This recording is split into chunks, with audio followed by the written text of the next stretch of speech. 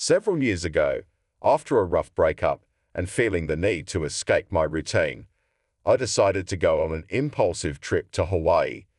The tropical air, endless ocean, and lush mountains felt like the perfect cure for a broken heart. While I was there, I asked locals for recommendations on hidden spots, places off the beaten path. One older man leaned in, lowering his voice, and told me about the Haiku Stairs. Known as the Stairway to Heaven, these stairs are technically off-limits, illegal to climb due to their hazardous state. But as soon as he mentioned it, I knew I had to go. Something about it minus 3,922 steps leading high into the clouds sounded thrilling, and I had always been one for a good challenge. The stairs were built during World War II in 1942 as part of a naval radio station designed to send long-range signals to ships in the Pacific. A daunting structure hidden in the Ko'ola mountain range on the island of Oahu, it's rarely visited, thanks to the ban and local legends warning people away. But I ignored the warnings. On the fourth morning of my trip, I got dropped off near the hidden trail leading to the Haiku Stairs. The air was cooler than usual and light rain spattered from the mist hanging around the mountains. It wasn't ideal, but I was determined. I checked my gear, stretched, and started the ascent.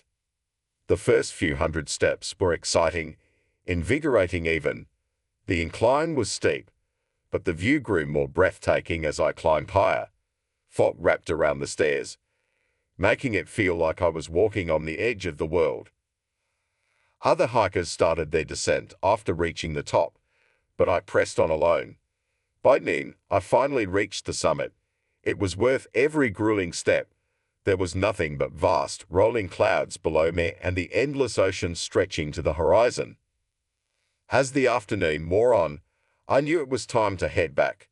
The hike down was more punishing than I expected. My legs trembled, my feet throbbed, and the rain made the stairs slick and treacherous. By the time I reached the base, it was already dark, and I was too exhausted to hike out. Luckily, I had brought camping gear and found a flat, secluded spot nearby. I quickly set up my tent, ate a quick meal, and crawled into my sleeping bag, feeling the weight of the day pressing down on me. I drifted off almost instantly. Sometime in the middle of the night, I was jerked awake by a sharp, eerie whistling. It was the kind of sound that cuts through silence like a blade, unnatural and off-key. I sat up, my heart pounding, straining to listen. The whistling continued, a slow, haunting melody echoing through the trees. I unzipped the tent flap, shining my flashlight into the dark forest. "Hello," I called out, my voice shaky in the stillness. The whistling stopped abruptly. I was about to convince myself it was just the wind when I spotted something between the trees. A tall, shadowy figure, at least 7 feet tall, standing perfectly still. My heart stopped. The figure didn't move, but I could feel it watching me. "Who's there?" I whispered, barely able to get the words out. There was a pause, then it echoed back in a hollow, almost robotic version of my own voice. "Who's there?" I froze. Every instinct screamed at me to run, but my legs felt like lead. Gathering my courage, I shouted, "Leave me alone. I'm calling for help." The figure laughed, but it was a sound that didn't belong in this world, a distorted mimicry that sent a chill down my spine. "Leave me alone. I'm calling for help," it repeated, mocking my words. I knew I couldn't stay another second. Abandoning my gear, I bolted into the darkness. My flashlight barely cut through the thick fog, and I stumbled as I ran, the figure's mocking laughter echoing around me. I didn't dare look back, but I could hear footsteps behind me, heavy and relentless, as if it was gaining on me. It felt like hours, but by some miracle, I reached the edge of the forest and burst onto a road. I was drenched, gasping for breath. And when I finally turned, the figure was gone. Just the dark, silent forest behind me. Over the next few days, I tried to tell myself it was a hallucination, the result of exhaustion and isolation. But a few months ago, I was scrolling through the old photos from that trip, reliving the adventure. As I flipped through the shots I'd taken from the top of the stairs, a cold chill ran down my spine. In every single picture, a tall, shadowy figure stood at a distance, hidden in the mist, watching me.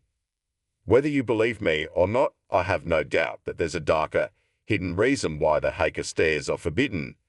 And if you ever feel tempted to climb them, remember this: not everything you encounter in those mountains is meant to be found. After finding the shadowy figure in my photos, I couldn't shake the feeling that something had followed me home from that hike. The days that followed were uneasy. Every night, as darkness fell, I'd catch flickers of movement in my peripheral vision, shadows slipping just out of sight. I tried to convince myself it was my mind playing tricks, my brain rewiring normal, everyday sounds and sights as remnants of that night in the forest. But then the whistling started. At first, it was faint, like a distant wind, barely noticeable over the sounds of the city. But over the next few days, it grew louder, always in that same slow, haunting melody that had woken me in my tent. I could hear it through my apartment walls, echoing down the hallways, and even at odd hours from the park across the street. I'd look outside to find no one there, just empty streets and shadows stretching long in the night. One evening, after the whistling persisted for hours, I decided I couldn't just sit by, scared and helpless. So I went outside to confront whatever was out there, determined to prove to myself that it was nothing more than an overactive imagination. As I stepped into the cold, damp night, the whistling stopped. Silence fell over the street, the kind that presses in on you, thick and heavy. My breath misted in the air, and every instinct told me to turn back, to go inside, and lock the doors. But I didn't. I moved further out into the street, my eyes scanning the shadows around me. And then I saw it, a figure standing a few feet from my building, tall and unnaturally still, shrouded in darkness. Its features were hidden, but I could make out a face, a distorted, eerie resemblance of my own, staring back at me with hollow eyes. A chill gripped my spine, my legs locked in place. I opened my mouth to speak, to demand who or what it was, but no sound came out. It was as though the air had been stolen from my lungs. Then it spoke. In that hollow, mocking voice, it whispered, "Who's there?" I stumbled back, heart pounding, feeling like I was back on the Haiku Stairs, helpless and alone. The figure started to move, gliding toward me, its steps soundless, a dark spectre drifting through the night. My instincts screamed at me to run, to get as far away as I could, but my feet were rooted to the spot. "Stay away," I finally managed to shout, forcing my legs to back up, inch by inch. It stopped, tilting its head slightly, almost as if it was amused by my fear. The mocking laughter started again, that same distorted, hollow sound. And then, just like that, it vanished, melting into the shadows as if it had never been there at all. I ran inside, locked every door and window, and spent the rest of the night sitting on the floor, clutching my phone with trembling hands. I wanted to call someone, anyone, but who would believe me? The whistling didn't stop. It continued through the night, taunting me, until finally, it faded away with the first light of dawn. The days that followed were a blur of paranoia and sleepless nights. I tried to go about my life, telling myself it was over, that I was just imagining things. But no matter where I went, I could feel that presence, just out of sight, lurking in the edges of my vision. I did some research, desperate to understand what I might have encountered on that mountain. Some locals I reached out to talked about spirits, others about ancient curses tied to the Haiku Stairs. One woman, who was a bit of a local historian, hinted at a dark history. She mentioned that the military built the stairs on sacred land, a place where native Hawaiians once held rituals. And she said something else that stuck with me, a warning. They say those who don't respect the mountain find themselves haunted by what they disturbed. Now, I don't know if that's what happened to me, but if there's one thing I'm sure of, it's that I'll never return to that place again. The whistling hasn't come back, and the figure hasn't appeared since that night. But every so often, in the dead of night, I hear faint laughter echoing from somewhere outside my window, as if it's waiting, watching. The laughter started faint, barely more than a whisper through the walls. But each time I heard it, it sent a jolt through my spine. I'd freeze, heart racing, straining to hear if it was real or just a product of my exhausted, paranoid mind. One night, as I lay awake with the lights on, the laughter returned, louder than before, echoing from the hallway outside my apartment. It sounded twisted and hollow, like someone, or something, mocking me. I knew I couldn't ignore it anymore. I needed answers, even if it meant facing whatever waited in the darkness. I forced myself up, grabbed a flashlight, and opened my apartment door, stepping into the dimly lit hallway. The laughter stopped. The silence was thick, oppressive. I felt like I was being watched from every shadow. "Who's there?" I whispered, more to break the silence than to expect an answer. And then, just as it had on the mountain, a familiar voice whispered back, "Who's there?" mimicking me perfectly, like an eerie echo. I shined my flashlight down the hallway, and there it was, the shadowy figure, standing motionless at the far end, its outline barely visible in the dim light. It looked like me, but distorted, twisted in a way that made my skin crawl. Its face was a dark void, yet I could feel its gaze locked on me. I should have run back inside, locked the door, and never looked back, but something in me, the same curiosity that had driven me up the Haiku Stairs, compelled me to take a step forward. "Why are you here?" I demanded, my voice wavering. "Why are you here?"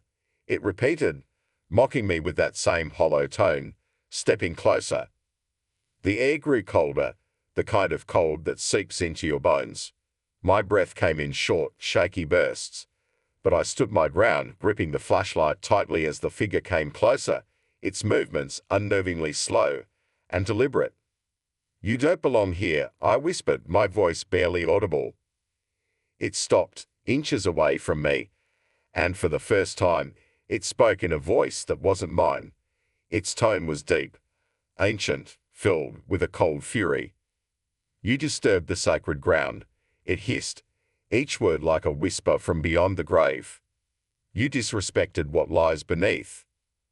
I felt an icy chill run down my spine as it spoke, a chill that felt like a warning, a final plea to leave before it was too late. But I couldn't move, trapped by its piercing gaze, as though it was pulling the very strength from my body. "You must." "I tone," it continued, leaning closer, its breath freezing against my skin. What do you want from me?" I stammered, feeling helpless, terrified. "Return? Or be haunted? Forever?" it hissed. I felt something ice-cold grip my wrist, a sensation I hadn't felt since that night on the mountain. Its hand, cold as death, wrapped around my arm, squeezing tighter and tighter. I tried to pull away, but its grip was unyielding, like a shackle binding me to the shadows.